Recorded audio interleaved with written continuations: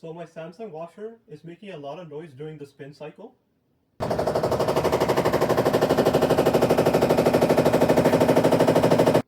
So I called the mechanic to check it out, and he suggested two things: to either replace the washer or to run the spin cycle at a lower speed up till I replace the washer. To change the spin speed, first turn on your machine, then choose your load.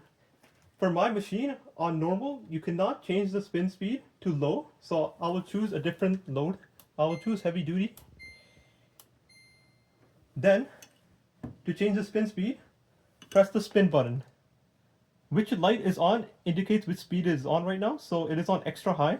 So if you press the spin, keep pressing it until the low light is on. Then, put in your clothes, and then you can press the start button, and when it reaches the spin cycle, it will spin at a lower speed.